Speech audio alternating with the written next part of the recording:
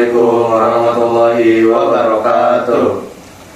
Halo semuanya, kami dari kelompok 3. Pada kesempatan kali ini kami akan mencoba menjelaskan materi tentang arus listrik searah yang akan berfokus kepada besaran dan contoh soalnya. Dan kita di sini akan membagi menjadi 3 poin.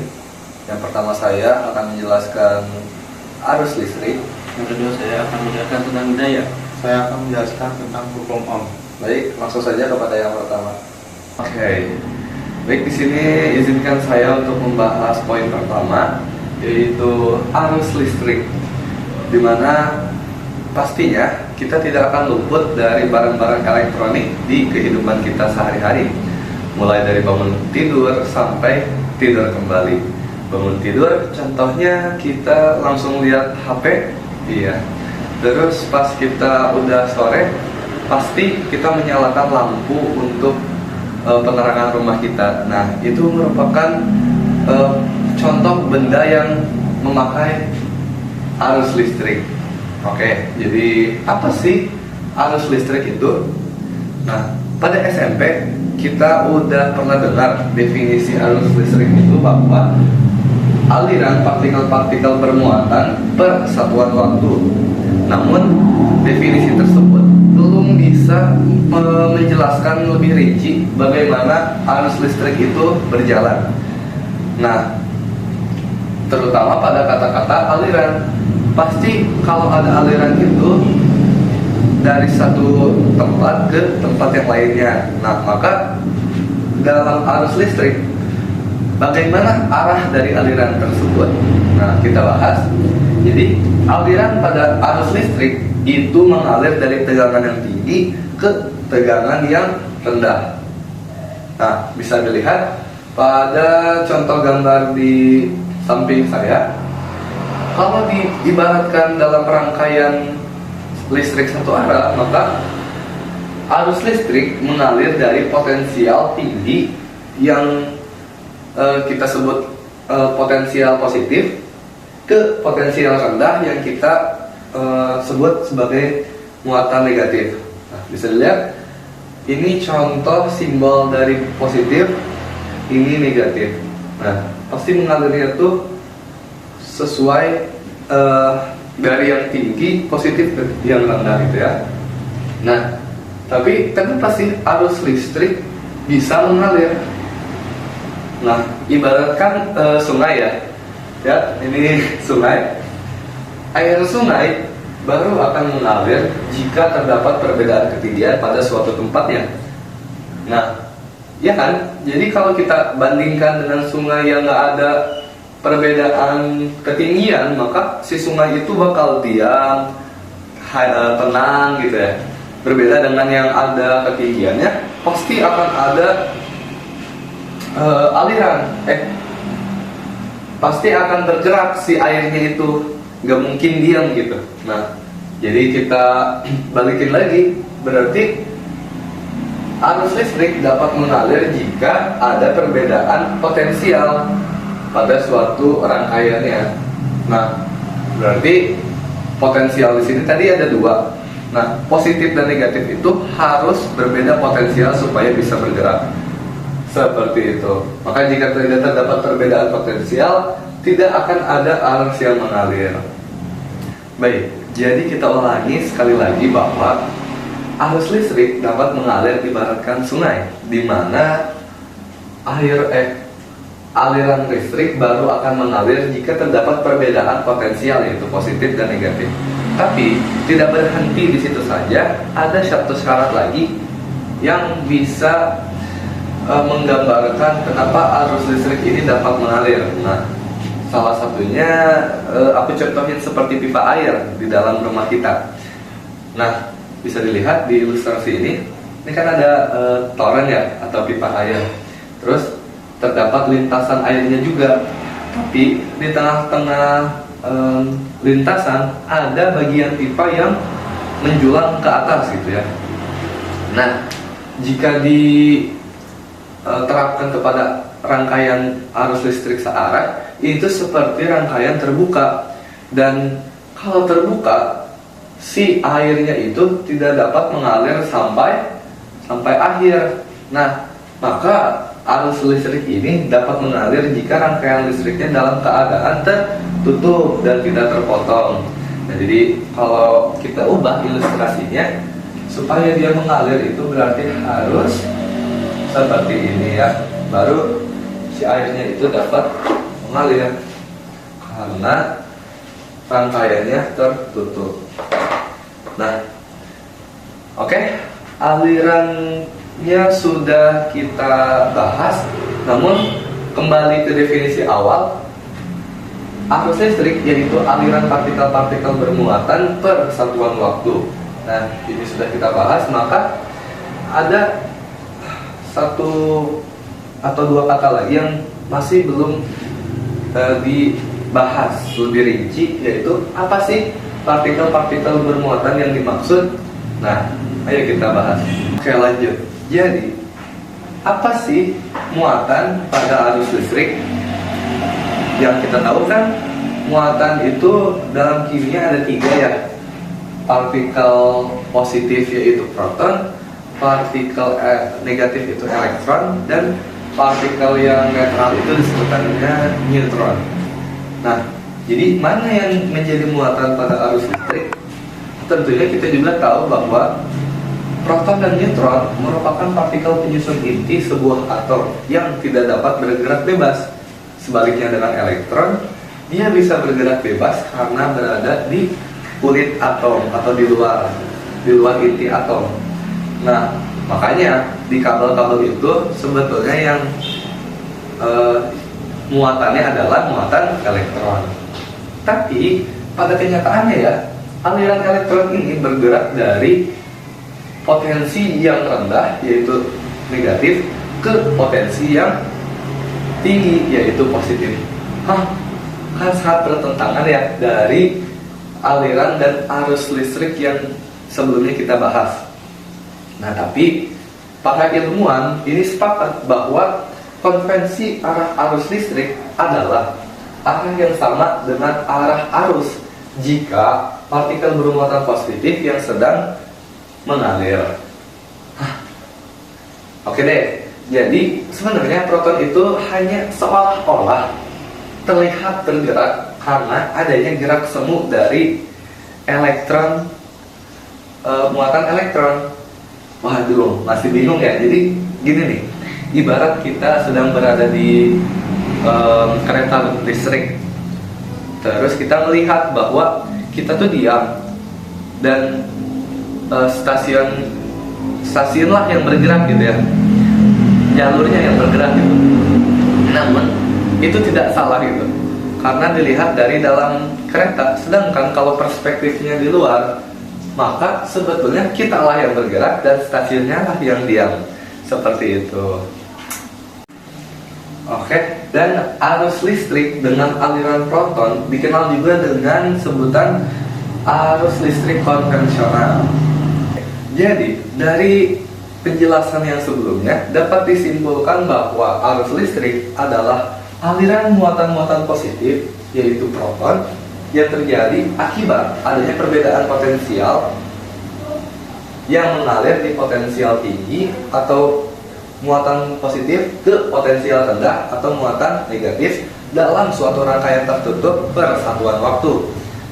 Nah, dari definisi yang inilah kita bisa membuat besaran-besaran arus listrik, yaitu arus sama dengan muatan per waktu, di mana lambang arus adalah I, muatan adalah Q, dan waktu adalah T. Dan keterangannya adalah Q satuannya adalah coulomb, I sama dengan ampere, dan T sama dengan second. Nah, mari kita coba latihan soal yang akan ditampilkan di sini soalnya. Oke. Nah, dari soal tersebut yang kita ketahui adalah muatannya ion Na+ sebesar 500. Kemudian waktunya adalah 3,2 microsecond. Atau kalau kita konversikan mikro ini sama dengan 10 pangkat min 6 menjadi 3,2 dikali 10 pangkat min 6 second. Lalu diketahui juga bahwa muatan satu ion Na+ sama dengan muatan satu proton. Maka kita harus tahu muatan satu proton itu besarannya adalah 1,6 dikali 10 pangkat min 19 coulomb. Nah, kemudian apa yang ditanyanya adalah arus listrik dalam transfer membran elektron ya. Nah, maka kembali ke formula dasar bahwa kalau yang ditanyanya arus listrik sama dengan Coulomb per T. Nah, maka kita jawab kolomnya dulu. Tadi kolomnya itu muatan Na+ sama dengan 1 proton, maka muatan dikali Q proton. Oke. Nah, barulah kita substitusikan ke dalam formula awal, yaitu I menjadi sama dengan N dikali Q per P dibagi second. Oke.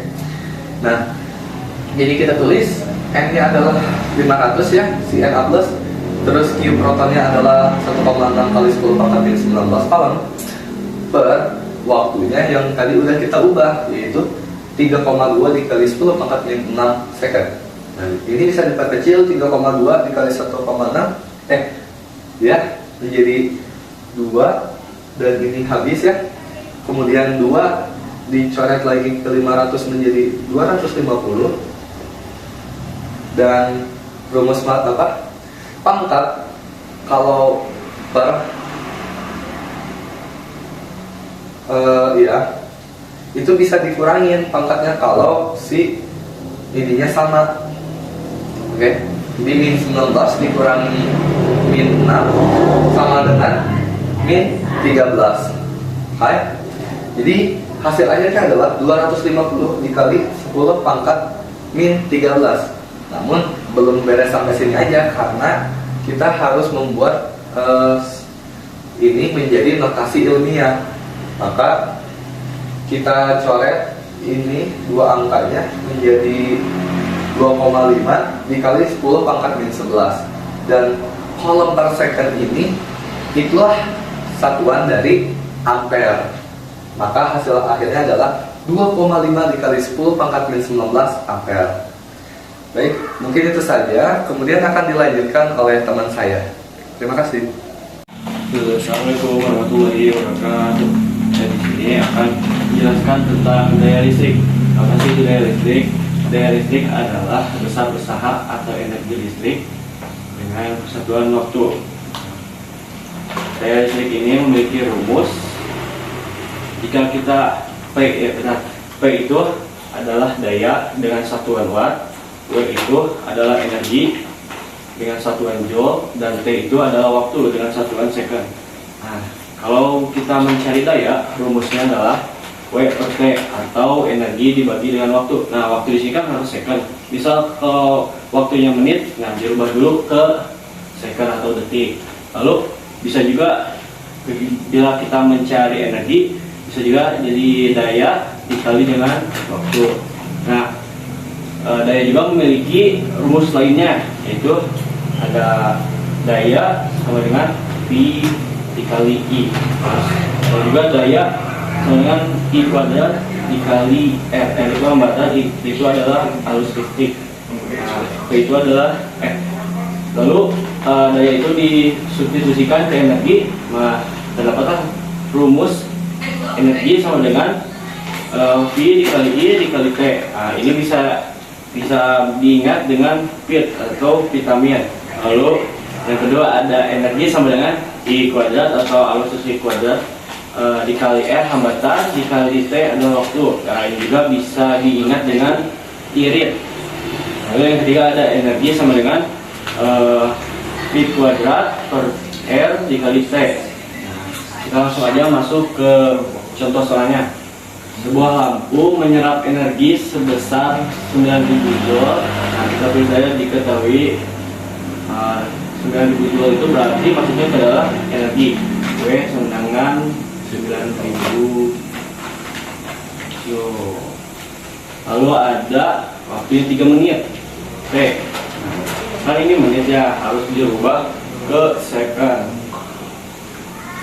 Nah, lalu kita rubah aja 3 menit. 3 menit berarti 3 dikali 60 detik adalah 180 second.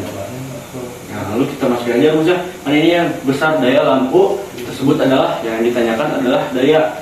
Daya itu adalah P sama dengan berarti rumusnya adalah pakai ini ya. P sama dengan W per T. Nah, so kita masukin aja angkanya 9000 Joule per 180. Kita coret. Ketemulah hasilnya. Oh, mau dihasilkan.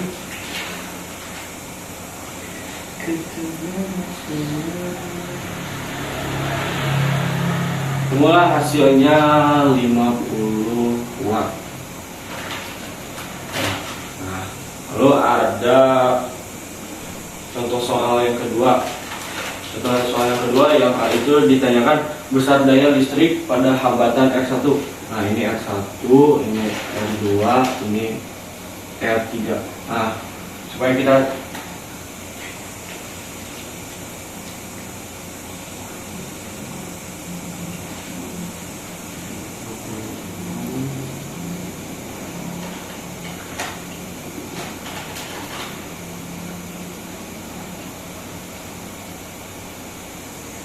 ini tuh adalah rangkaian listrik seri. Nah, seri itu dengan menggunakan rumus mencari RS-nya adalah R1 ditambah R2 ditambah R3.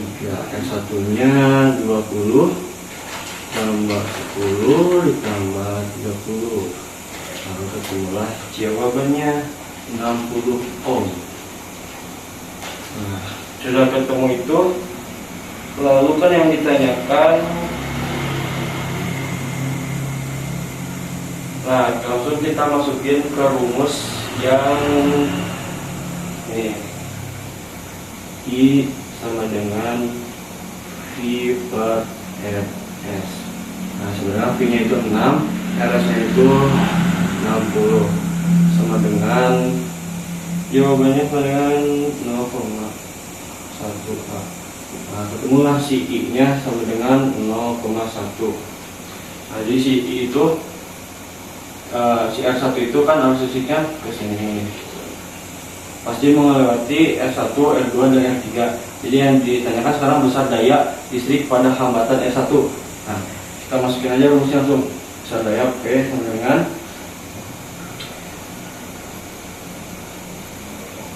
I kuadrat di P1 dikali R2 yang ditanyakan. Nah, I kuadratnya itu adalah 0,1 pangkat 2 dikali R2 nya. R2 nya 10. R1 nya 20 sama dengan 0,01 dikali 20 sama dengan 0,2 watt.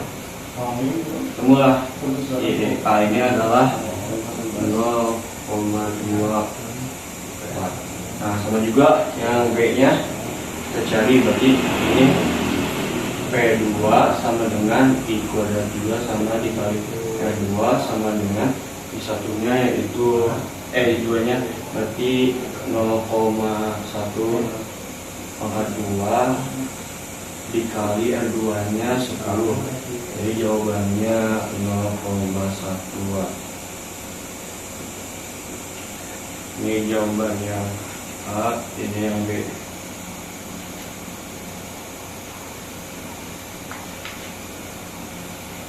Assalamualaikum warahmatullahi wabarakatuh. Saya di sini akan membahas tentang hukum Ohm. Hukum Ohm itu pertama kali ditemukan oleh Georges Simon Ohm. Nah, Georges Simon Ohm itu mengatakan kuat arus dalam suatu rangkaian sebanding dengan tegangan pada ujung-ujung rangkaian dan berbanding terbalik dengan hambatan rangkaian. Ada satuan-satuan dalam hukum Ohm, yaitu ada V, I, dan R. Nah, V itu sebagai tegangan,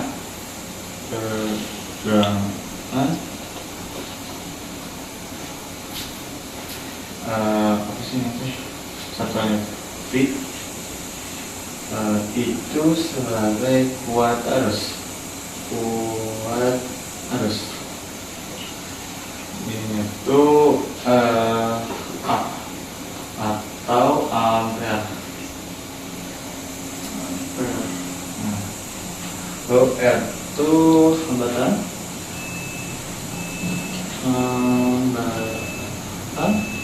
itu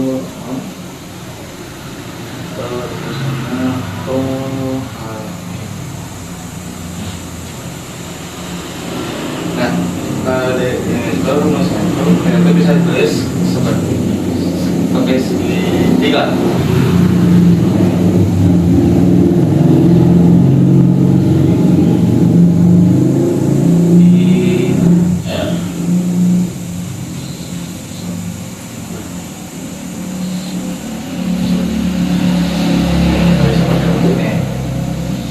Langsung saja masuk ke contoh soal.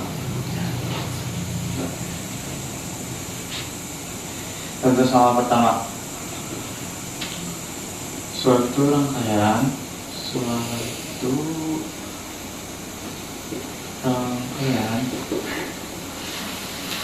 memiliki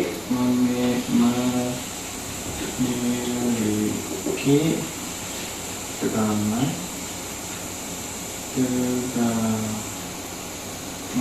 sebesar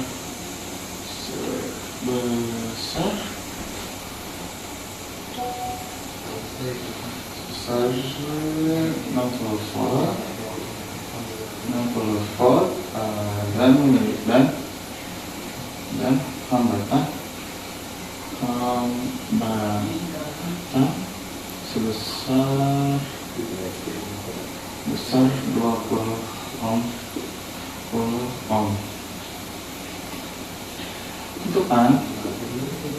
Tentukan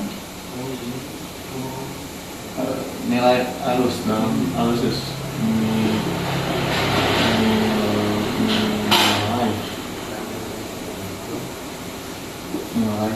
nilai arus listrik.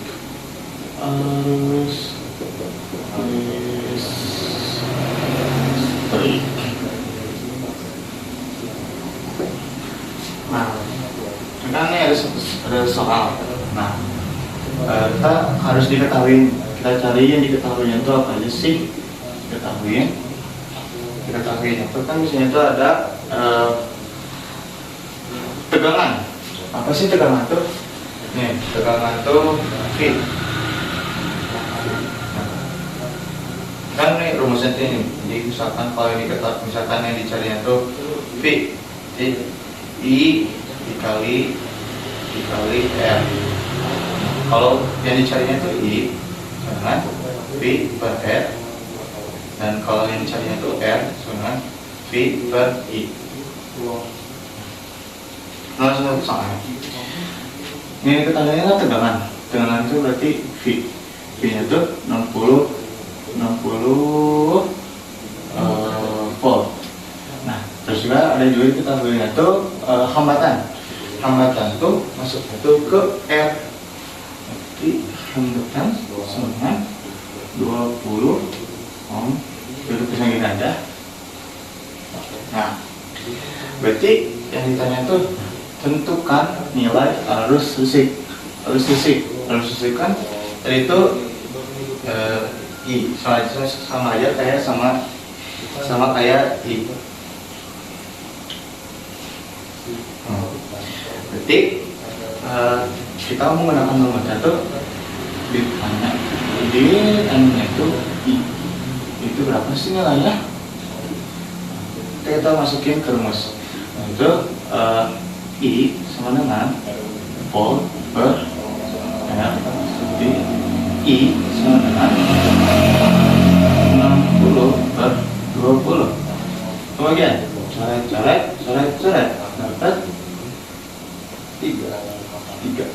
berarti I sama dengan 3 ampere. Beres. Oke. Masih ada contoh soal kedua.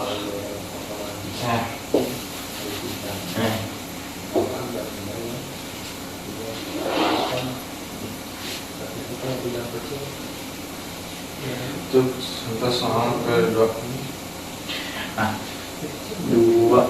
sebuah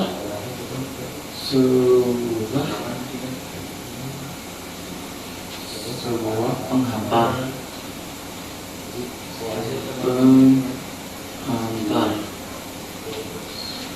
dipasang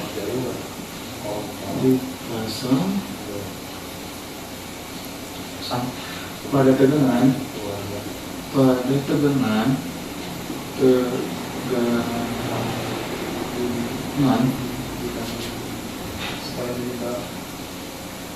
tegangan 24 volt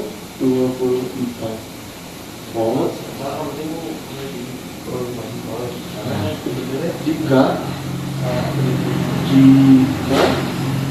harus yang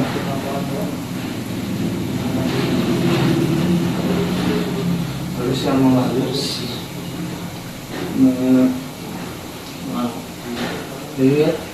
sebanyak 4 ampere.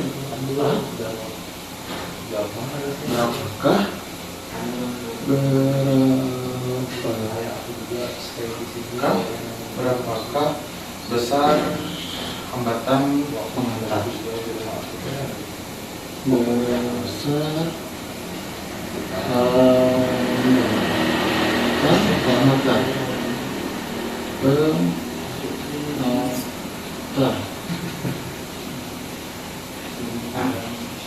Seperti cara yang sebelumnya, kita harus cari apa aja sih yang udah diketahui itu diketahui. Nah, baca soalnya kita dapat yaitu dipasang tegangan itu berarti V itu ketahui 24 volt. Terus apa lagi yang paling selanjutnya kita arus, berarti kita udah tahu arus itu berapa. Nah, berarti I sama dengan 4 ampere. Nah, lalu yang ditanya itu apa sih? Tanya itu besaran hambatan. Kemudian yang ditanya hambatan penghantar itu berapa? Nah, R tanya sebesar. Masukin ke rumusnya. Itu kan rumusnya tuh R sama dengan V per I. Kita masukin angka-angkanya.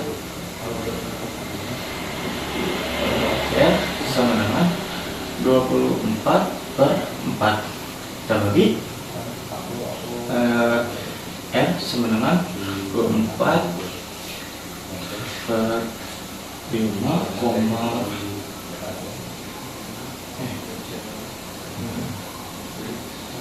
oh, sorry 24 bagi 4 itu kan dapat 6. Jadi misalnya itu jangan lupa kita pakai sekarangnya itu ohm